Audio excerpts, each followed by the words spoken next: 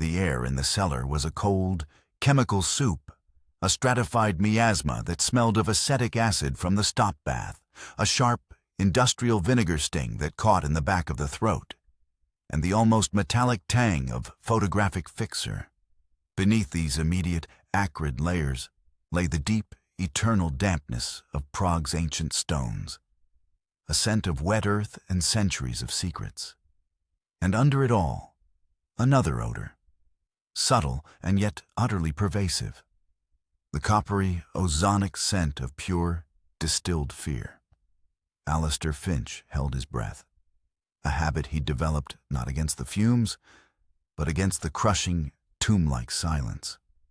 Outside the triple-locked steel door, beyond the cork-lined, soundproofed walls of his subterranean sanctuary, the city slept a troubled, fitful sleep under the watchful eye of the state. But here, in the crimson gloom of the single safe light that painted everything in shades of dried blood, a secret world was being born, frame by painstaking frame. His hands, steady as a surgeon's, moved with the fluid economy of 1,000 repetitions.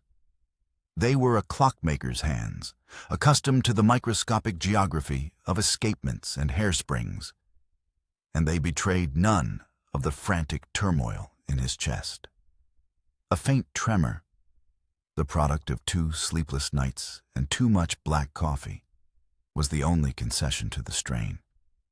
He lifted the thin, glistening strip of 8mm microfilm from the final wash basin, the filtered water clinging to it like liquid diamonds in the ruby light. He held it up to the dim glow, a fragile ribbon of celluloid that weighed less than a gram and carried the weight of an empire. On it, invisible to the naked eye, was the complete command and control structure of the Warsaw Pact's covert action cells in Western Europe. Codenames, safe house locations, funding channels routed through shell corporations in Zurich and Luxembourg, contingency plans for a lightning invasion codenamed Danube Wave. It was the crown jewels of Soviet military intelligence, the GRU's most fiercely guarded secret, and it was about to be smuggled out of the heart of the Eastern Bloc, inside a piece of pocket change.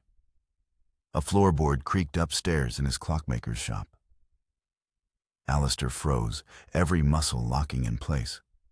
His heart, a frantic bird trapped in the cage of his ribs, hammered a deafening tattoo against his sternum. His gaze darted to the corner of the cellar, to the small wooden crate where, wrapped in oilcloth, lay a Czechoslovakian Vizat 61 Scorpion machine pistol. It was a crude comfort, a last resort that meant everything had already failed. For 6 years, he had been a ghost, a meticulously crafted fiction maintained by MI6. Alistair Finch, the quiet, slightly eccentric Englishman who fixed antique timepieces, a man whose greatest passion was the intricate, hypnotic dance of cogs and levers. It was a perfect cover, plausible, quiet, and granting him legitimate access to the specialized tools of a miniaturist. But ghosts could be exorcised. He strained his ears, every nerve ending a raw, overloaded wire. The silence that followed was louder, more profound than the sound itself. Was it just the old building on Nerudova Street settling, its medieval bones groaning under the weight of centuries and damp?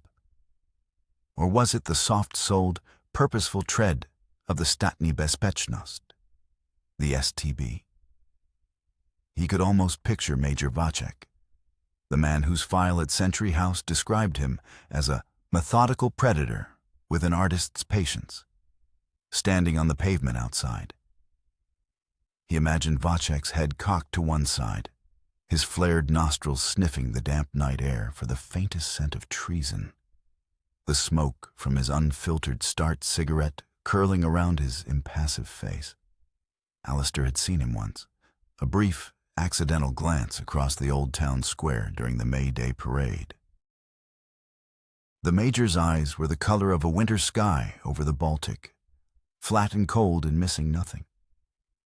They were the eyes of a man who believed utterly in the righteousness of his hunt. The sound did not repeat. Alistair forced himself to breathe, a slow, controlled exhale that fogged the cold air. Paranoia was a tool, essential for survival in this city of whispers. But it could also be a poison. Let it rule you, and you'd jump at every stray cat, every rattling tram, until you made a fatal mistake. He clipped the film strip to a thin copper wire strung across the small, claustrophobic space. It swayed gently, a whisper of high treason in the still, red air. The asset, codenamed Prometheus, had been a miracle, a windfall of staggering proportions. A high-ranking GRU colonel, a man so thoroughly disillusioned by the brutal crushing of the Prague Spring a decade earlier that he was willing to burn down the entire temple to spite the false gods in Moscow. The initial contact had been a masterpiece of tradecraft, a chain of cutouts and blind drops so convoluted that even Alistair didn't know the man's real name. All he knew was that Prometheus had access to the very heart of the machine. The risk he was taking was monumental, almost suicidal. If caught, he wouldn't just be shot in the back of the head in a Lubyanka basement. He would be erased. His family, his friends, his entire existence wiped from the official records, his name becoming a curse whispered only in the darkest corners of the Gulag. And Alistair was the final, critical link in that chain. He was not a trigger puller or a seducer of secretaries.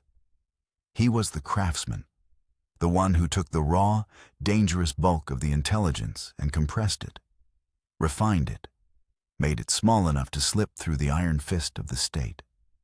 His workshop upstairs, with its gentle, asynchronous ticking of a dozen clocks, was his public face. But this cellar, this was the factory. The MI6 B camera, a marvel of German engineering no bigger than his thumb, lay on a square of black velvet. Beside it were the documents Prometheus had passed to him 24 hours earlier, concealed in the false bottom of a Pravda newspaper left on a bench in the Letna Gardens overlooking the Vltava. Alistair had spent the last 48 sleepless hours photographing every single page. The tiny, precise clicks of the shutter, like the frantic heartbeats of a mouse in the oppressive silence. Now came the true artistry, the part of his trade that bordered on alchemy. He moved to another workbench, this one bathed in the sterile white light of a single, powerful, incandescent bulb, mounted on an articulated arm. On it lay a 5-korin coin. It was dull, ordinary, the features of the rampant lion on its face worn smooth by the passage through 1,000 hands, 1,000 transactions for bread, beer, and tram tickets. To anyone else, it was almost worthless currency. To Alistair, it was a Trojan horse. His training hadn't been in a muddy field in Hereford with an assault rifle. It had been in a quiet, dust-moated room in a Surrey safe house with a man they called the horologist. An old master craftsman who had spent the Second World War hiding escape maps inside chess pieces and compasses inside the uniform buttons of captured airmen. The horologist, with his nicotine-stained fingers and eyes magnified by a jeweler's loupe, had taught Alistair his catechism. The best concealment is not merely clever. It is mundane. It is an object so common, so utterly boring, that it defeats suspicion by its very nature. They are looking for James Bond's toys, Alistair. Give them a button. Give them a coin. The process was a symphony of precision, a meditation in metal. First, he had to split the coin. Not cut it, but split it perfectly along its milled edge. He mounted the 5-korin piece in a custom-made brass jig on his watchmaker's lathe, a vintage Schaublin 70 he'd had smuggled into the country piece by piece in diplomatic bags over 3 years. He took a length of high-tensile tungsten wire, a mere 50 microns in diameter, and began the slow, agonizing process of sawing the coin in half circumferentially. The lathe spun at a crawl, the wire held taut by a weighted pulley system, biting into the copper-nickel alloy a micron at a time. The sound was a high, piercing metallic whine, the scream of stressed metal, like a trapped insect. One slip, one tremor in his hand, from the caffeine and lack of sleep, and the wire would snap, or the cut would be uneven, a fatal flaw that a trained eye at a border crossing would spot instantly. He was not just a spy. He was a counterfeiter of reality. The coin had to be returned to a state of perfect, unremarkable ordinariness. Hours bled into one another. His back was a solid knot of pain from hunching over the lathe. His eyes burned from staring through the magnifying loop clipped to his spectacles, and a stale, metallic taste coated his tongue. The cellar grew colder, the dampness seeping into his bones. He could feel the weight of the city above him, a concrete and steel tombstone. Finally, with a soft, almost inaudible ping, the two halves separated. He stopped the lathe and carefully unmounted the jig. He held the pieces in his palm, two impossibly thin discs, the face of the rampant lion on one, the socialist coat of arms on the other. They were flawless. Next, he hollowed them out.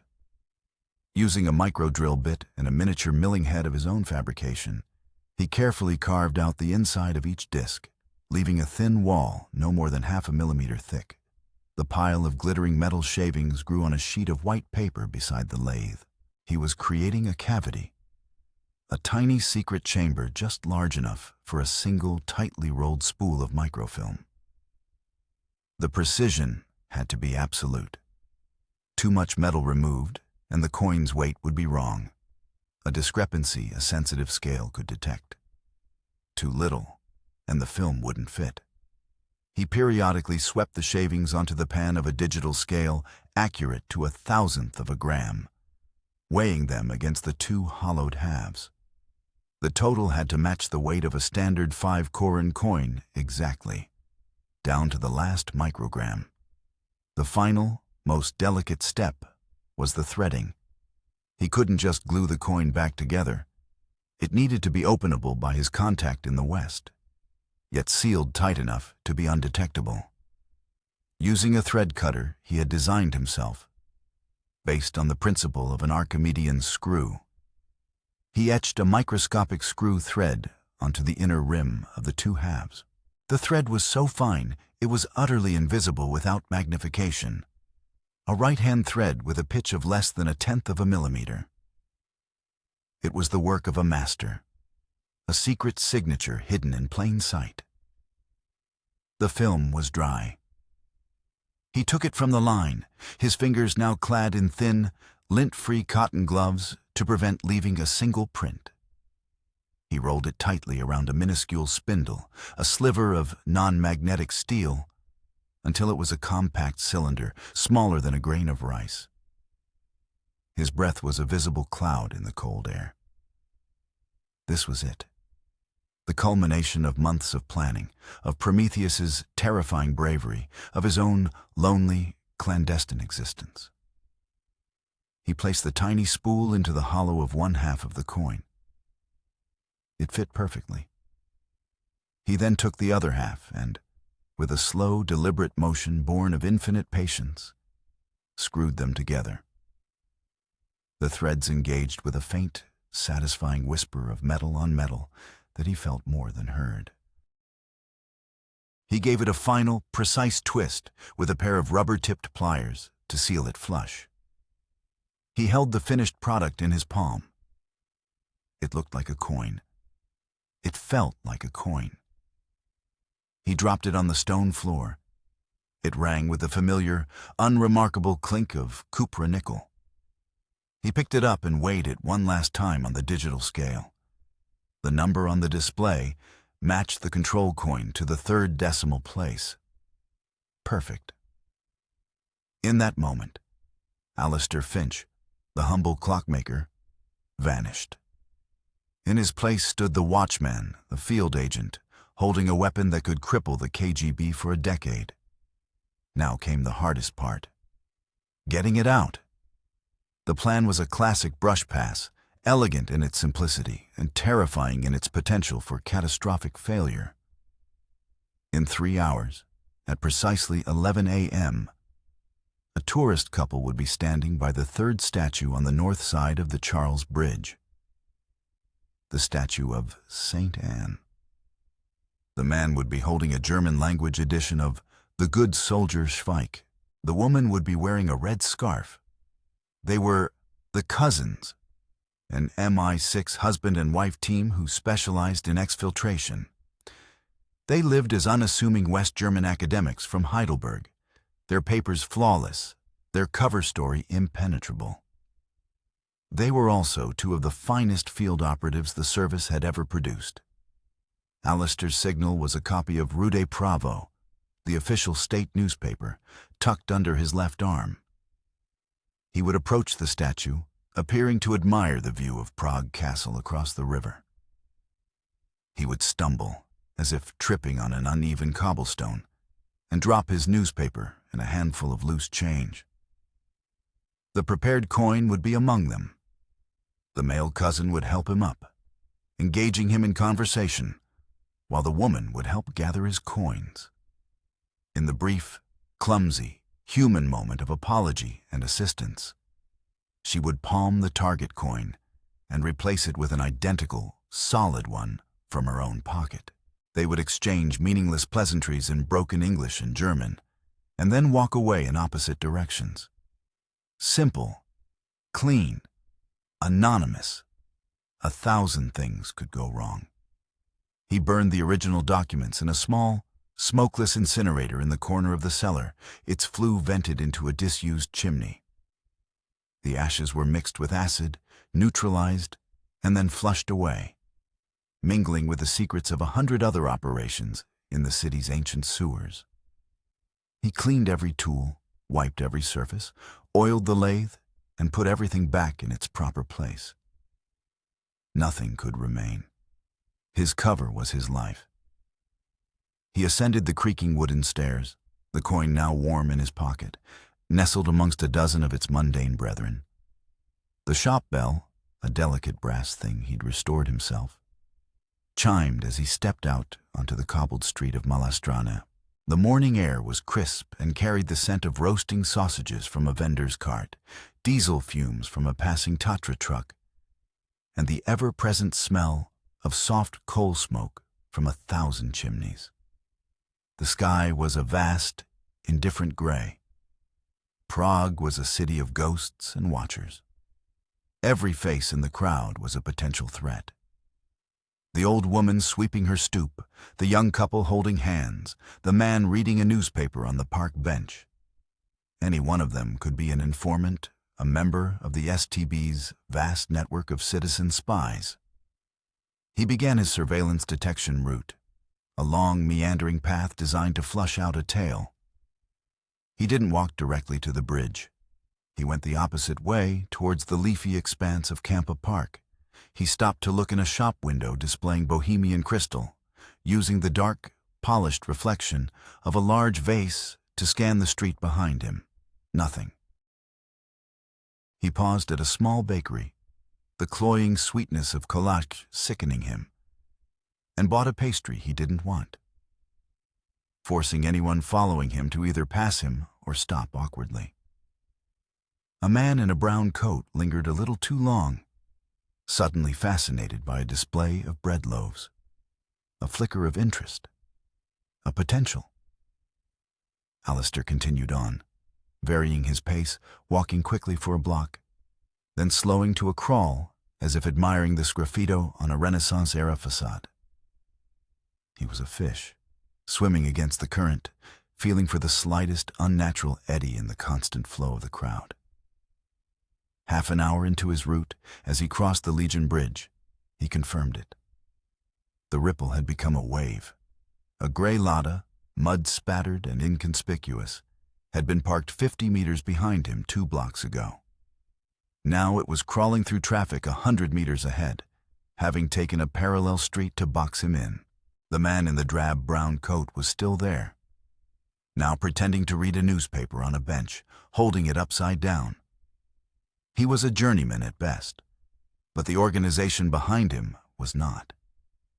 They hadn't identified him yet, not for sure. They were sniffing, gathering scent.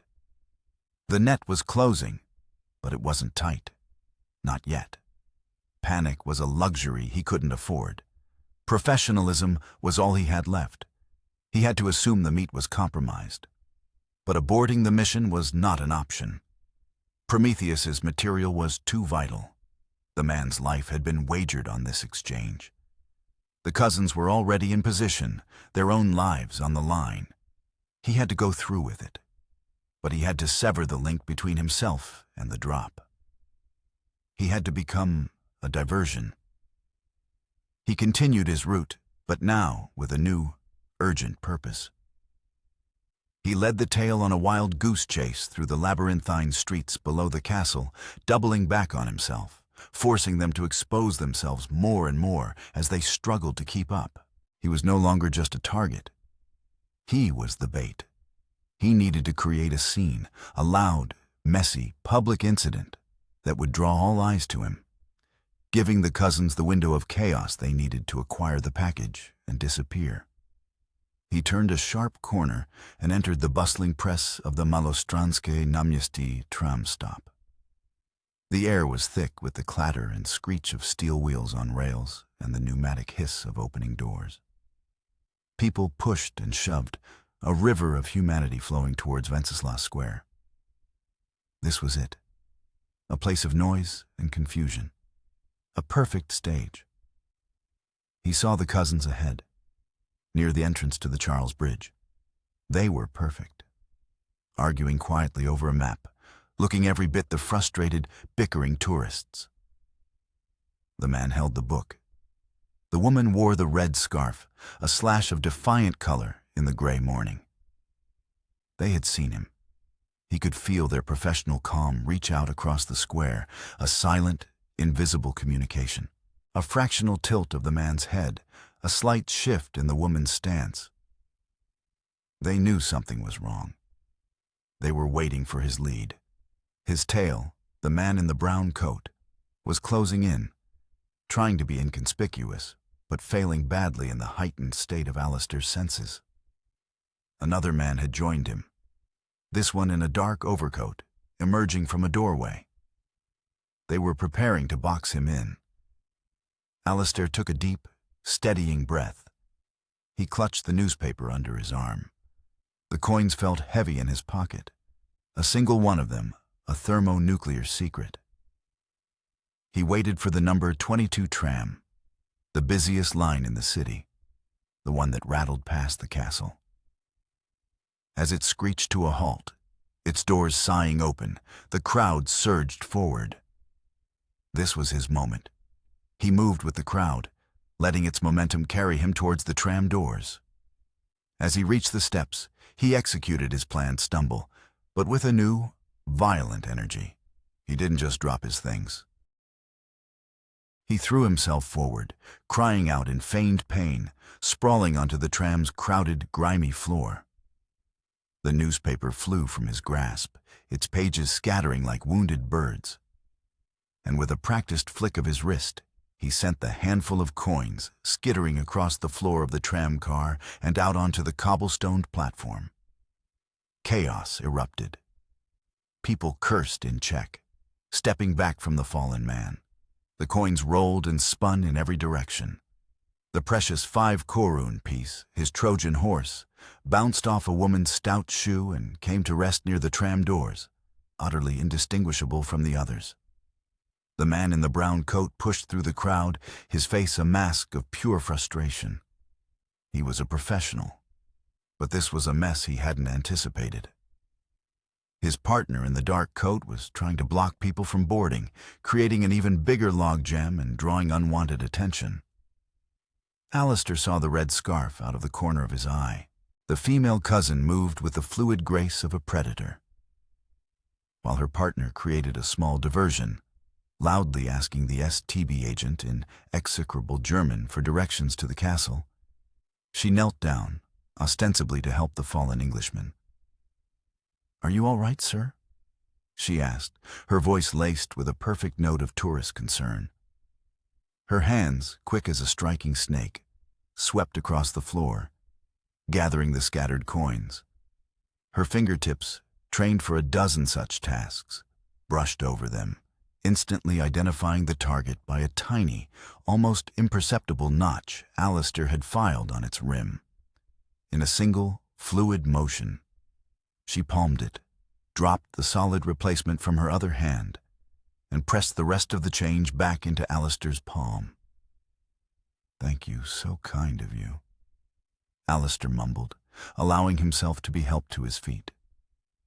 The entire exchange had taken less than 3 seconds. The agent in the brown coat finally pushed his way to Alistair. "Statny bezpečnost," he snapped, his voice low and menacing, flashing a leather-bound ID folder.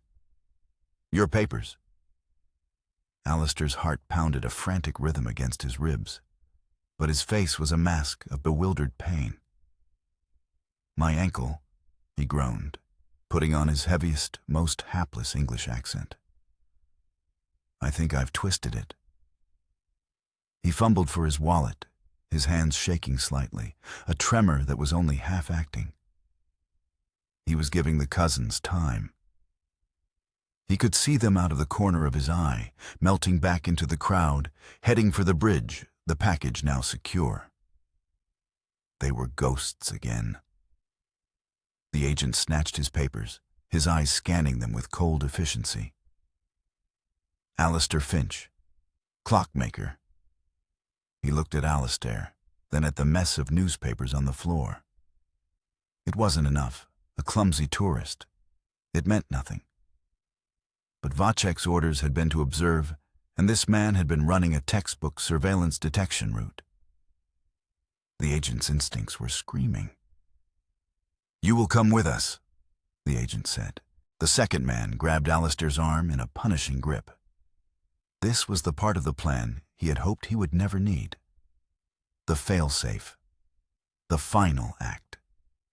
As they frog-marched him off the tram, away from the dispersing crowd, Alistair sagged, putting all his weight on the agent holding him. "My ankle. I can't," he gasped, his face contorted in pain. It was a classic misdirection. As the agent adjusted his grip, annoyed by the dead weight, Alistair's right hand shot out, not with a punch, but with his fingers extended and rigid like a spear. He jabbed the agent hard in the brachial plexus, the nerve cluster in his armpit. The man's arm went instantly numb, his grip failing with a surprised grunt. In the same fluid motion, Alistair stomped down with the heel of his shoe on the instep of the second agent. The man's grip loosened in a moment of surprised agony, a satisfying crunch echoing up Alistair's leg. He didn't run. Running was for amateurs. He pivoted and shoved the first agent into the second, sending them stumbling into each other. Then he simply walked, fast and purposeful, into the thickest part of the crowd, away from the bridge, deeper into the tangled warren of Malastrana. He pulled off his glasses, stuffing them in his pocket. He unbuttoned his coat and, in a single fluid motion he had practiced 100 times, reversed it. The drab gray exterior became a dark, anonymous blue. It was a simple trick, but brutally effective. He was a different man now. He heard shouts behind him, the shrill blast of a whistle. But it was too late. He was just another face in the crowd, swallowed by the ancient city. He didn't look back. Looking back was a fatal error. The cousins were clear. The coin was on its way. His part of the mission was over. Now, a new mission began. Survival. His primary escape route was compromised. His workshop, his entire identity as Alistair Finch, was burned. Wojciech's hounds would be tearing it apart within the hour. They would find the cellar, They would find the traces of chemicals, the metal shavings. They would know. He had one last option, an emergency extraction point. A terrible place, as his London handler had called it during his final briefing. A place you only went when the world was ending. It was a forgotten ossuary beneath the church of St. Nicholas, accessible only through a loose iron grate in a piss-stinking back alley. The protocol was simple. Enter the crypt, find the designated tomb, and wait. A signal would be broadcast on a shortwave number station at midnight on the third day. If the sequence of numbers read out was even, a car would be waiting for him at a prearranged spot on the Austrian border in 72 hours. If the numbers were odd, he was on his own. The service would disavow all knowledge. He would be a ghost, hunted by a machine that knew no mercy. He found the alley. The grate was heavy, rusted almost shut. He used a small tire iron he'd stashed nearby months ago to pry it open. The screech of metal a scream in the sudden quiet. He slipped into the darkness below, pulling the grate closed over his head. The darkness was absolute, the air thick with the dust of centuries and the cloying sweetness of decay. He was in the belly of the beast, a dead man waiting to learn if he would be resurrected. For 2 days, he sat in the suffocating, bone-chilling blackness. His only company, the silent, stone sarcophagi of long-dead bishops. He had no food, only a small flask of water. Time ceased to have meaning, dissolving into an endless cycle of shivering and listening. The silence was an entity, broken only by the drip of unseen water and the frantic thumping of his own heart. He thought of the cousins, hoping they had made it across the border. He thought of Prometheus, praying the man had a way of knowing the mission had succeeded. He thought of Vacek, imagining the cold, analytical fury in the major's eyes as he stood in the empty, violated cellar. On the third night, he risked turning on his small, pocket-sized Sony ICF 7600 shortwave radio. The static hissed and crackled, the sound of a distant, dying star. His hands, clumsy with cold intention, carefully tuned the dial to the designated frequency, 4,888 kilohertz. At the stroke of midnight, a dispassionate female voice, clipped and emotionless like a speaking clock, began to read a sequence of numbers through the static. 4, 8, 2, 6, 0. Even numbers, all of them. A wave of relief so profound it was physically painful washed over him, making him lightheaded. He wasn't abandoned. He wasn't alone. He had a chance. The journey to the border was a blur of cold, hunger, and primal fear. He traveled only by night, moving through dense forests and across fallow fields, guided by a small button compass and the faint glow of Polaris. He stole carrots from a farmer's field and drank from icy streams. He was no longer Alistair Finch, the meticulous clockmaker. He was just an animal, stripped down to his essential elements, instinct and a stubborn will to survive. He reached the rendezvous point, a desolate stretch of forest on the edge of the Iron Curtain, 10 minutes before dawn on the third day. He was exhausted, gaunt, his clothes in tatters. He hid in a thicket of pines, his breath pluming in the frigid air, watching the gray light of morning slowly illuminate the border fence. A scar of barbed wire, steel mesh, and concrete running through the woods. Guard towers like skeletal watchmen loomed in the distance. A green Trabant, a pathetic little car made of plastic and hope, chugged to a stop on the dirt track 50 yards away. The driver got out, opened the bonnet, and stared at the engine with theatrical frustration.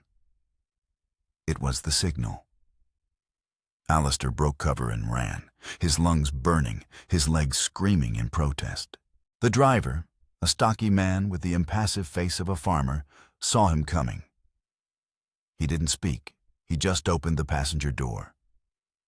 Alistair threw himself inside as the man slammed the bonnet shut, got back in, and drove away. Not quickly, but at a calm, unhurried pace that wouldn't attract attention. 10 minutes later, they passed through a quiet border checkpoint. The guard, a bored-looking young soldier, glanced at the driver's papers, waved them through with a lazy gesture, and went back to his cigarette. They were in Austria. They were free. Alistair leaned his head back against the worn, cracked vinyl of the seat and closed his eyes. The tension of the last week, the last 6 years, drained out of him, leaving him utterly hollow. The coin had made it. The mission was a success. Weeks later, in a sterile, beige debriefing room in a London safe house that smelled of damp wool and weak tea, the man they called Control slid a grainy surveillance photograph across the polished table. It was a long lens shot of a man in a military greatcoat, leaving an apartment building in Moscow.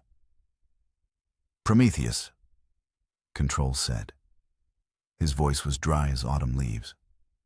"Thanks to your coin, we were able to confirm the identities of 17 top-level GRU moles inside NATO command. We've rolled up the entire network. Belgium, West Germany, the SHAPE headquarters. The biggest intelligence coup since the Zimmermann telegram. You've won the war, Alistair." Alistair looked at the photo. He had never seen his asset's face before. He felt a quiet, deep sense of satisfaction. It had all been worth it. The fear, the loneliness, the cold crypt. What will happen to him? Control steepled his fingers, his manicured nails forming a perfect arch. That's the other side of the coin, so to speak. Prometheus was arrested by the KGB 2 days after you crossed the border. He was executed yesterday. The words hit Alistair like a physical blow, knocking the air from his lungs. The beige room felt suddenly airless. But how? There must have been a leak on our end, a communication intercept. "No leak," Control said, his voice devoid of any discernible emotion. "It was part of the plan, a necessary sacrifice." Alistair stared at him, the world seeming to tilt on its axis. "What plan? I don't understand." "The list Prometheus gave you was brilliant," Control explained calmly, as if discussing a chess problem. "But it was also bait. We have known for 3 years that the KGB had a high-level source inside this service. A mole right at the top. We've been hunting him, but he was too careful. So we decided to make him find us. We let it be known through compromised channels that a major asset was coming out of Prague with a comprehensive list of their moles in NATO. We suspected our traitor would have no choice but to alert Moscow, to save both their networks and his own skin." Alistair felt a cold dread creep up his spine, colder than the cellar floor.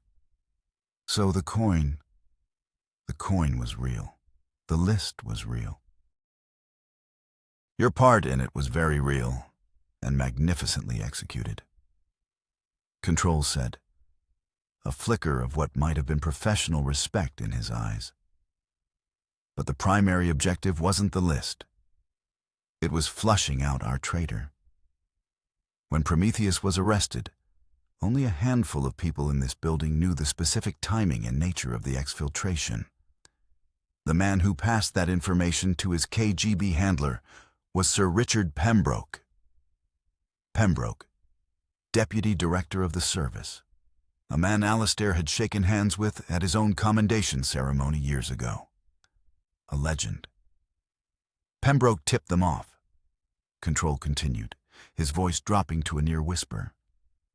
"And they picked up Prometheus. By doing so, he confirmed he was their man. We arrested him this morning. He thought he was saving their network, but all he was doing was signing his own death warrant. And Prometheus's." Alistair felt sick. The hollowed-out coin, the masterpiece of his craft, hadn't just been a vessel for intelligence. It had been a sacrificial offering. Prometheus had been a pawn, willingly or not, in a much larger, colder game. Alistair's entire mission, the life he had lived, the risks he had taken, had been built on a foundation of brutal, calculated deception by his own side. Did he know? Alistair whispered, his voice hoarse. Prometheus. Did he know he was being sacrificed? Control picked up the photograph and looked at the grainy face for a long moment. We will never know for certain. He was a true patriot. He knew the risks. He believed he was saving his country from the Soviets. In the end, he did. He helped us purge the rot from our own house. Just not in the way he thought. The debriefing was over. Alistair walked out into the London drizzle, a free man in a world that suddenly felt more like a prison than the cellar in Prague. He reached into his pocket and felt the reassuring weight of his own loose change. He pulled out a 10-pence piece, turning it over and over in his numb fingers. It was solid, mundane, its secrets all on the surface. He looked at the Queen's profile, a symbol of the nation he had served. But all he could see was the ghost of a man in a Moscow greatcoat and the cold, flat, winter sky eyes of Major Vacek. He had smuggled a secret out of the darkness, only to find a darker secret waiting for him in the light. The war of shadows had no winners, only survivors, each one of them a little more hollowed out than before.